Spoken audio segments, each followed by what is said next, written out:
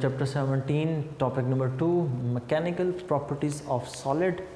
अब mechanical properties of solid में यहाँ पर आकर हम एक नई टर्म इंट्रोड्यूस करते हैं। That term is elasticity.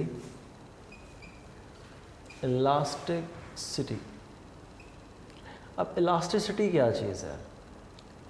Suppose मेरे पास एक रबर बैंड है, मैं रबर बैंड पर फोर्स अप्लाई करता हूँ, मैंने स्ट्रेच किया, मैं रिलीज़ करता हूँ, वो अपनी ओरिजिनल साइज़ ओरिजिनल शेप पे वापस। फिर से मैं ऐसा करूँ, सेम विल हैपन। सपोज़ मेरे पास एक कोई भी बॉल है, उसको मैं प्रेस करता हूँ, कंप्रेस होगी। जैसे ही मैं फोर्स रिलीज़ करता हूँ, it will come back into its original shape original size. ठीक है, आप बास्केटबॉल को प्रेस करें, थोड़ी बहुत प्रेस हो जाएगी, लेकिन जैसे ही रिलीज़ करेंगे अपनी ओरिजिनल शेप पे वापस। This property of the solid is called elasticity. लेकिन इसके लिए भी एक लिमिट है। यूँ नहीं है कि आप उस पर फोर्स अप्लाई करते चले जाएं और वो उसको विदहोल्ड कर लेगी। नो, हर ऑब्जेक्ट की एक स्पेसिफिक लिमिट है और उस लिमिट के लिए हम वर्ड यूज़ करते हैं। That limit is called elastic limit. अब थोड़ा सा इसको अगर मैं डायग्रामेटिकली इन चीज़ों को लेकर चलूँ तो सपोज़ करें ये मेरे पास कोई सॉलिड है, इलास्टिक ही है ऑब्जेक्ट, ताकि मैं इसमें फोर्स अप्लाई करूँ तो मैं इसकी शेप चेंज कर दूँ। तो ये वो ऑब्जेक्ट, मैं इस पर फोर्स अप्लाई करता हूँ। यहाँ से आप यूँ कंसिडर कर लें कि इसको मैंने किसी भी ऑब्जेक्ट के साथ फर्मली इसको बांध रखा है। या अगर आप ऐसे ऑब्जेक्ट पे थोड़ा कंफ्यूज्ड हो जाते हैं तो आप यूँ कंसिडर करें कि हमारे पास ये एक स्पोर्ट है और इस स्पोर्ट के साथ यहाँ पर मेरे पास एक है स्प्रिंग। अब इस स्प्रिंग को मैं यहाँ से फोर्स अप्लाई करके मैं इसकी शेप को चेंज करता हूँ। So it will behave like this. उसकी शेप चेंज हो जाएगी and it will be like this now.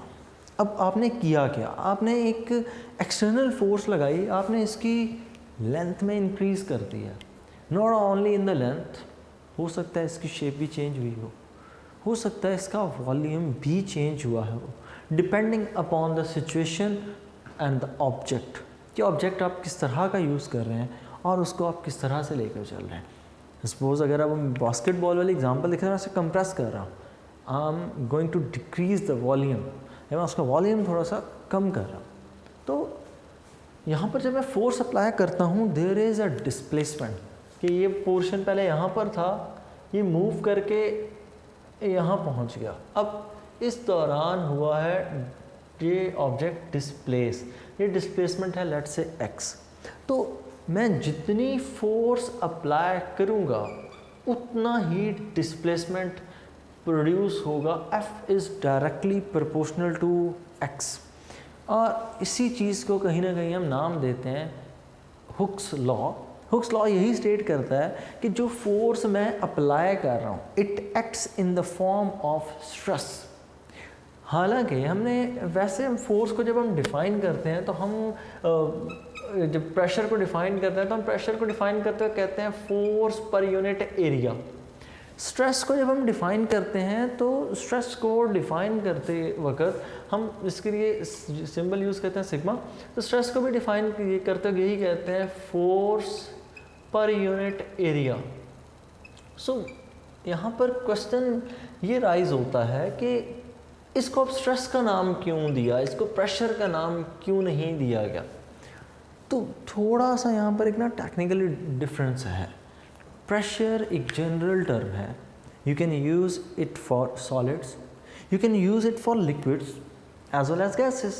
लेकिन स्ट्रेस की जब आप बात करते हैं, you are only talking about elastic bodies, कि जब किसी बॉडी के अंदर आप डिफॉर्मेशन लेकर आते हैं। Word deformation mean the change in its size, change in its shape, change in its volume. Obviously when you are changing the size, it's same thing as the volume. और हो सकता है आप उसकी लेंथ चेंज कर रहे हो, सिर्फ वॉल्यूम पे भी कोई इफेक्ट ना हो, किसी चीज़ पे कोई इफेक्ट ना हो, सिर्फ लेंथ चेंज हो जाए। लेंथ चेंज होगी तो शेप तो ऑटोमेटिकली चेंज हो जानी है। तो स्ट्रेस की जो टर्म है ये इलास्टिक बॉडीज़ के लिए है। अब आपसे कोई पूछे कि what is the elastic effect for a liquid, zero. Liquids को आप उनमें इलास्टिक इफेक्ट नहीं प्रोड्यूस करवा सकते। Same is the case with the gases, इनके लिए हम टर्म ज़ीरो लिखते हैं। क्यों? क्योंकि ये टर्म सिर्फ और सिर्फ जो स्ट्रेस की है, इलास्टिक जो प्रॉपर्टी है, ये सिर्फ और सिर्फ प्रॉपर्टी है सॉलिड की। और हर सॉलिड, तकरीबन हर सॉलिड कहीं ना कहीं अपने अंदर एक इलास्टिक बिहेवियर रखता है। सपोज़ मैं अपनी फिंगर पर फोर्स अप्लाई करना शुरू करूं, मैं इसकी शेप चेंज कर रहा हूं, मेरी ये जो फोर्स है वो उसमें कहीं ना कहीं चेंज लेकर आ रही है। मैं फोर्स रिलीज़ करता हूँ, it will come back to its original position, there is no effect. तो ये काम कहाँ तक हुआ? Elastic limit. लेकिन मैं अगर फोर्स अप्लाई करूँ और मैं उस लिमिट को क्रॉस करूँ थोड़ा सा, तो ये फ़ौरन अपनी असल पोजीशन पर वापस नहीं आएगी। तो मतलब अगर ये अपने, और हो सके ये मुमकिन है कि जब आप लिमिट को क्रॉस कर दें तो अंडरस्टूड है वहाँ पर परमानेंट डिफॉर्मेशन हो जाएगी। परमानेंट डिफॉर्मेशन का मतलब है there is no chance to come back again in its original shape size, कि अपने वो ओरिजिनल पोजीशन पर कभी भी ऑब्जेक्ट वापस आने वाला नहीं है। मतलब अगर मैं रबर बैंड को लिमिट से ज़्यादा फोर्स उस पर अप्लाई कर दूं, इलास्टिक लिमिट से ज़्यादा, तो उसमें जो डिफॉर्मेशन पहले प्रोड्यूस हो रही थी टेम्परेरी, कि मैं फोर्स लगाता था ओरिजिनल शेप में वापस, जिस तरह ये स्प्रिंग है, इस पर एक लिमिटेड अमाउंट ऑफ फोर्स लगाई, ये अपनी original shape, original size, original length में वापस आ गया। अब अगर मैं इस पर लिमिट को क्रॉस कर दूं, it will not come back into its original shape size. तो अगर ये ओरिजिनल शेप साइज़ में नहीं आता तो आपने इसमें परमानेंट डिफॉर्मेशन प्रोड्यूस कर दी। और जब परमानेंट डिफॉर्मेशन आ जाए तब हम उसके लिए वर्ड यूज़ करते हैं प्लास्टिसिटी। ठीक है, इसके लिए हम यूज़ करते हैं वर्ड प्लास्टिसिटी। और प्लास्टिसिटी का मतलब क्या होता है? प्लास्टिसिटी का मतलब है परमानेंट डिफॉर्मेशन, के अब चांस नहीं है। और अगर आप इस लिमिट को भी, प्लास्टिसिटी की भी एक लिमिट है, अगर आप उसको भी क्रॉस करने की कोशिश करें, अल्टीमेटली आप उस ऑब्जेक्ट को तोड़ देंगे। बहरहाल बताना मकसद ये है कि हम जो इस केस में फोर्स अप्लाई कर रहे हैं यूनिट एरिया पर, वो है तो प्रेशर ही, लेकिन प्रेशर को भी हमने मज़ीद थोड़ा सा मोल्ड करके टर्म क्या लिखी? Stress. Stress force per unit area. इसके लिए जो हम सिंबल यूज़ करते हैं that is sigma. Symbol smaller sigma, अगर मैं उसको ज़रा प्रॉपर प्रोनाउंस करूँ तो ये स्मॉलर सिग्मा है। ठीक है, और सिग्मा आपने इस बुक में पहले भी यूज़ किया चार्ज डेंसिटी के लिए। ठीक है, और ये स्मॉलर सिग्मा मैं क्यों कह रहा हूँ? क्योंकि कैपिटल सिग्मा भी होता है which is used for summation just like this. ठीक है, इसको भी हम यहाँ यूज़ करते रहे इस बुक में। उसके बाद चलते हैं इसके फार्मूला पे। तो स्ट्रेस के लिए हम जो फार्मूला पढ़ते हैं that formula is stress is equal to force per unit area. Obviously वहाँ पर डिवीजन है तो फोर्स पर यूनिट एरिया, और यहाँ पर यूनिट्स अगर हम पुट करें तो यूनिट्स इसके कुछ यूँ होंगे, force unit newton, area unit metre square, so the unit becomes newton per meter square. You can also call it as Pascal. Yes, there is a mistake कि पास्कल का P स्मॉलर होगा, और यहाँ पर जब सिंबल में आप लिखेंगे तो हम इसको कैपिटल में लिखेंगे। सिंबल यूनिट का जो न्यूटन पर मीटर स्क्वायर है that is equal to pascal. अब स्प्रिंग के ऊपर थोड़ा सा एनालिसिस कर लें। फोर्स अप्लाई की, डिस्प्लेसमेंट होगा, फोर्स बढ़ाएं, डिस्प्लेसमेंट और ज़्यादा हो जाएगा, फोर्स मज़ीद बढ़ाएं, डिस्प्लेसमेंट मज़ीद बढ़ जाएगा। तो फोर्स और डिस्प्लेसमेंट आपस में डायरेक्टली प्रोपोर्शनल है, and this is known as Hooke's law. कि हुक्स लॉ ये स्ट्रेट करता है कि जो आप फोर्स अप्लाई कर रहे हैं that force acts in the form of stress, और जो आप उसमें डिफॉर्मेशन लेकर आ रहे हैं that deformation is called strain. एक नई टर्म, ठीक है, that deformation is called strain. मतलब जो फोर्स हम अप्लाई कर रहे हैं that is acting in the form of stress, obviously हम जब फोर्स लगाएंगे तो किसी एरिया पर ही लग रही है और वो फोर्स आगे क्रिएट कर रहा है डिफॉर्मेशन। तो जितनी डिफॉर्मेशन हो रही है उसकी ratio that is called strain. तो अगर मैं स्ट्रेन को यहाँ से थोड़ा सा एलैबोरेट करूँ तो स्ट्रेन क्या चीज़ है? Strain is the ratio between change and original. अब मैंने थोड़ी सी स्पेस बीच में डैश लगा के छोड़ दी। अगर तो मैं बात कर रहा हूँ लेंथ की, तो change in length and original length, change in shape and original shape, change in volume and original volume. ठीक है, तो आप बात समझ गए ना कि वो चेंज किसी भी चीज़ में हो सकता है। तो उस हिसाब से इसको डिफाइन करेंगे, चेंज एंड ओरिजिनल रेशो। और फिर इसमें एक गलती अक्सर बच्चे यूँ लिखाते हैं, it is the ratio between the original length and change in length. Totally गलत है ये बात। जब आप रेशियो को यूँ स्टेटमेंट की फॉर्म में लिख रहे होते हैं तो रूल ये है कि जो न्यूमिनेटर में है, जो आपने यूँ ऊपर लिख रखा है, उसको आपने पहले लिखना है, जो बाद में उसको बाद में लिखें, जो डिवाइड हो रहा है। तो इसमें ये गलती नहीं करनी। सो जब मैं इसके लिए फॉर्मूला लिखूँगा तो स्ट्रेन के लिए फॉर्मूला लिखा जाता है, स्ट्रेन के लिए फॉर्मूला है strain is equal to change over original. ठीक है, वो बाकी बात की बात है, आप वॉल्यूम की बात कर रहे हैं, आप लेंथ की बात कर रहे हैं, आप शेप की बात कर रहे हैं, तो चेंज डिवाइडेड बाय ओरिजिनल। अगर चेंज इन लेंथ है तो नीचे ओरिजिनल लेंथ एल नॉट। ठीक है, सिंपल एल भी उसे कह सकते हैं। अब चलते हैं इस स्ट्रेन के यूनिट की तरफ। अगर स्ट्रेन का हम यूनिट देखें तो स्ट्रेन का कोई यूनिट नहीं है, it is a dimensionless quantity.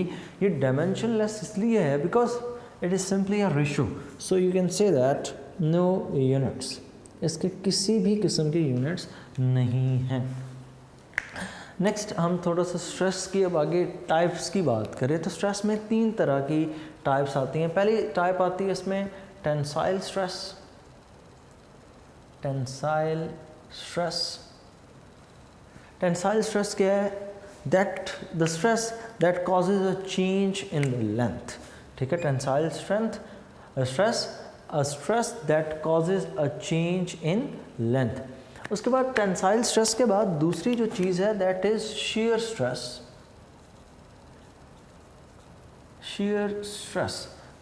the stress that causes a change in the shape। shear stress क्या चीज़ है जी? एक ऐसी स्ट्रेस जो किसी ऑब्जेक्ट की शेप को चेंज कर दे, डिफॉर्म कर दे, that is called shear stress। और लास्ट इसमें जो चीज़ है that is volumetric stress. Volume stress भी उसे कहते हैं, वॉल्यूमेट्रिक स्ट्रेस भी कहते हैं। वॉल्यूम स्ट्रेस एक ऐसी स्ट्रेस जो किसी ऑब्जेक्ट के वॉल्यूम को चेंज कर दे, that is called volumetric stress. अब इनकी एग्जांपल्स, टेंसाइल स्ट्रेस ये एग्जांपल है, मैंने स्प्रिंग पर फोर्स लगाई, स्प्रिंग की शेप को मैंने, लेंथ को मैंने चेंज कर दिया, that is a tensile stress. Shear stress कि मैं उसकी शेप को चेंज कर दूं। सपोज मेरे पास एक बॉक्स है, लेट्स से इट्स अ क्यूब, और उसकी कुछ शेप है यूं, और इस क्यूब के ऊपर हम अप्लाई करते हैं फोर्स,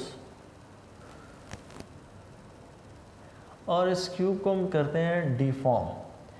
आप इसके कॉर्नर के ऊपर, अपर कॉर्नर पर फोर्स अप्लाई करें तो होगा क्या कि ये अपने कॉर्नर से टिल्ट कर जाएगा।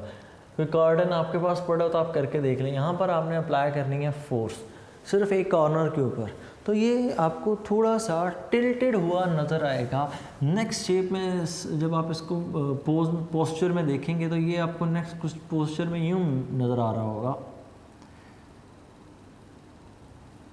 जस्ट लाइक दिस, वो थोड़ा सा टिल्टेड होगा। और अगर वो टिल्टेड है तो अंडरस्टूड है कि आपने उसकी शेप को क्या किया है, आपने उसकी शेप को चेंज कर दिया, जस्ट लाइक दिस।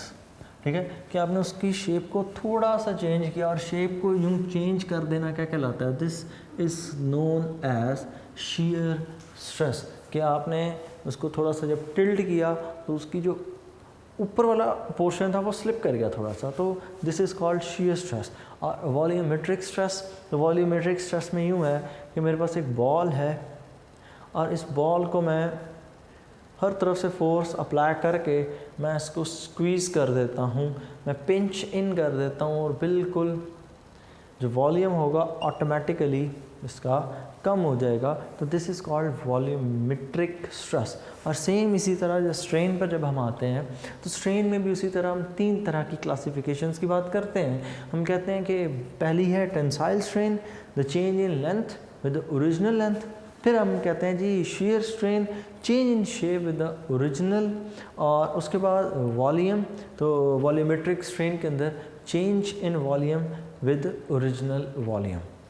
नेक्स्ट, अब इनमें अगर आपने फार्मूला लिखना हो तो स्ट्रेस का तो थ्रू आउट सेम फार्मूला रहेगा, force per unit area. Strain के अंदर आप अगर मूव करें तो स्ट्रेन के अंदर हम फार्मूला लिखते हैं। अगर हम टेंसाइल स्ट्रेन की बात करें तो टेंसाइल स्ट्रेन के अंदर फार्मूला यूज़ होता है, tensile strain is equal to change in length over original length.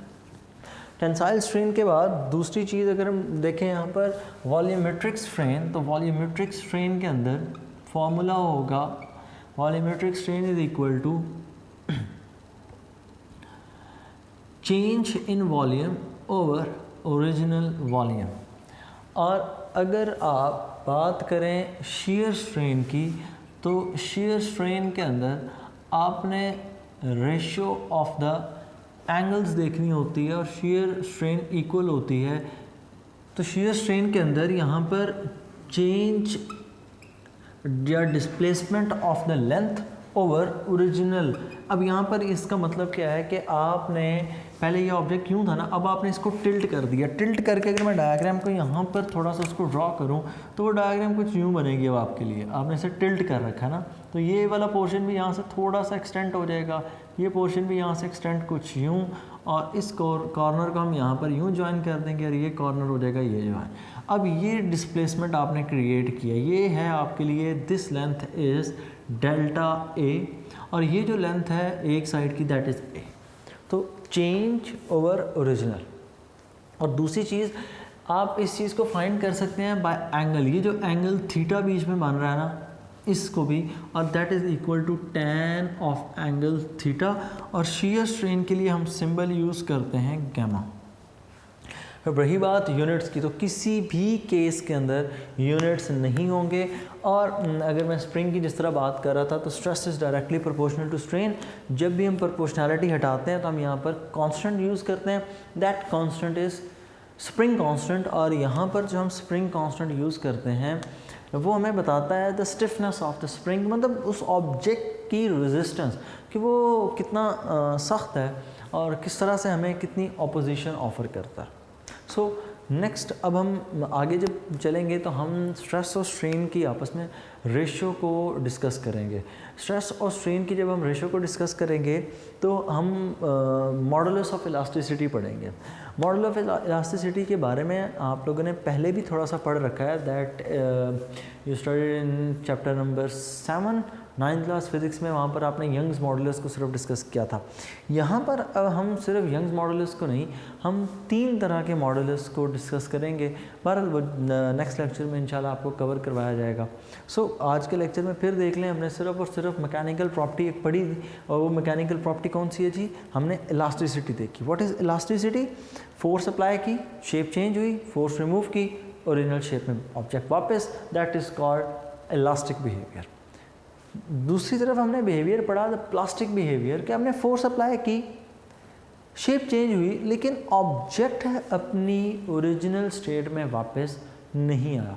जब ऑब्जेक्ट अपनी ओरिजिनल स्टेट में वापस आ जाए, that behaviour is called elastic behaviour.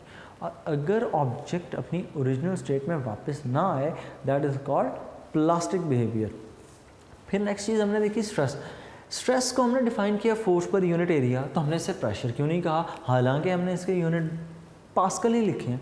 तो वो हमने इसलिए नहीं कहा बिकॉज स्ट्रेस की जो टर्म है वो इनफैक्ट 110% वो हम एग्री करते हैं कि वो प्रेशर ही है, लेकिन स्ट्रेस की टर्म हम तब यूज़ करते हैं when we are talking about elasticity, जब हम किसी ऑब्जेक्ट की शेप को चेंज करने के लिए इस्तेमाल करते हैं, तब हम टर्म यूज़ करते हैं स्ट्रेस। लेकिन अगर आप बात कर रहे हैं लिक्विड्स की, अगर आप बात कर रहे हैं सॉलिड्स की, गैसेस की, तो फिर हम स्ट्रेस की टर्म यूज़ नहीं करते, फिर हम उनके लिए प्रेशर यूज़ करते हैं। मतलब प्रेशर एक जनरल टर्म है जो कि हर तरह की स्टेट ऑफ मैटर के साथ यूज़ की जा सकती है, जबकि जो स्ट्रेस है वो सिर्फ़ और सिर्फ हम बाउंड होते हैं, और स्ट्रेस की टर्म सिर्फ़ और सिर्फ यूज़ होती है उन सॉलिड्स के लिए जिनमें शेप को चेंज किया जा सकता है। सो बाकी इसमें वो टाइप्स 3 तरह की, tensile stress, shear stress, volumetric stress,